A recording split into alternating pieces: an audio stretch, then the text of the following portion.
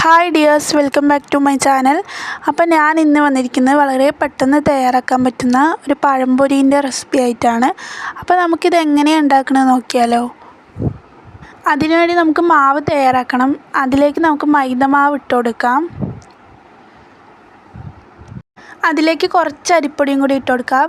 അരിപ്പൊടി ഇട്ട് കൊടുക്കുന്നത് നമുക്ക് പഴംപൊരി കുറച്ച് ക്രിസ്പിയായി ഇരിക്കാൻ വേണ്ടിയിട്ടാണ്. ക്രിസ്പിനെസ് വേണ്ടെങ്കിൽ നമുക്ക് അരിപ്പൊടി ഒഴിവാക്കാം. ഞാൻ അതിലേക്കൊരു 2 ടേബിൾ സ്പൂൺ പഞ്ചസാര ഇട്ട് കൊടുക്കുന്നുണ്ട്. നിങ്ങൾക്ക് മധുരം കൂടുതൽ വേണമെങ്കിൽ കൂടുതൽ ഇട്ട് കൊടുക്കാം, കുറവാണെങ്കിൽ 2 ടേബിൾ സ്പൂൺ മതിയാവും.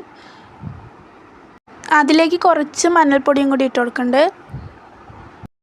അതിലേക്ക് ഞാൻ ആട്ടി വെച്ച് മാവ് ചേർക്കുന്നുണ്ട്. ഇത് ഓപ്ഷനിലാണ്, നിങ്ങളുടെ അടുത്ത് ഉണ്ടെങ്കിൽ ചേർത്താൽ മതി. അതിലേക്ക് കുറച്ച് ഉപ്പും കൂടെ ഇട്ട് കൊടുക്കുന്നുണ്ട്. നമുക്ക് ആവശ്യത്തിനുള്ള വെള്ളം ഒഴിച്ചെടുക്കാം. എന്നിട്ട് നമുക്ക് നന്നായി മിക്സ് ചെയ്യാം. കട്ടിയില്ലാത്ത പോലെ മിക്സ് ചെയ്തെടുക്കാം. അപ്പോൾ നമുക്ക് പഴംപൊരി ഉണ്ടാക്കാൻ വേണ്ടി 2 നേന്ത്രപ്പഴം ആവശ്യമുണ്ട്. അപ്പോൾ നമുക്കിതെല്ലാം നീളത്തിൽ കട്ട് ചെയ്തെടുക്കാം. അപ്പോൾ ഞാനെല്ലാം നീളത്തിൽ കട്ട് ചെയ്തെടുത്തിട്ടുണ്ട്. കുറച്ച് വലിയ പഴമാണെങ്കിൽ 2 പീസാക്കിയിട്ട് കട്ട് ചെയ്തെടുക്കാം. പിന്നെ ഒരു പാൻ വെച്ച് അതിലേക്ക് വെളിച്ചെണ്ണ ഒഴിച്ചു കൊടുക്കാം. പിന്നെ വെളിച്ചെണ്ണ ചൂടായി വരട്ടെ. എന്നിട്ട് പഴംപൊരി നമുക്ക് ആ മാവിൽ മുക്കി പൊരിച്ചെടുക്കാം.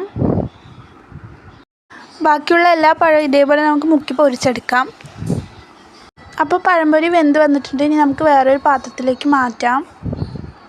അപ്പോൾ ഇത്രയേ ഉള്ളൂ, നമ്മുടെ പഴംപൊരി റെഡി ആയിട്ടുണ്ട്. ഇഷ്ടപ്പെടുകയാണെങ്കിൽ ഒന്ന് ട്രൈ ചെയ്ത് നോക്കി ഫീഡ്ബാക്ക് അറിയിക്കൂ. എൻ്റെ ചാനൽ സബ്സ്ക്രൈബ് ചെയ്യാത്തവരൊന്ന് സബ്സ്ക്രൈബ് ചെയ്ത് സപ്പോർട്ട് ചെയ്യൂ.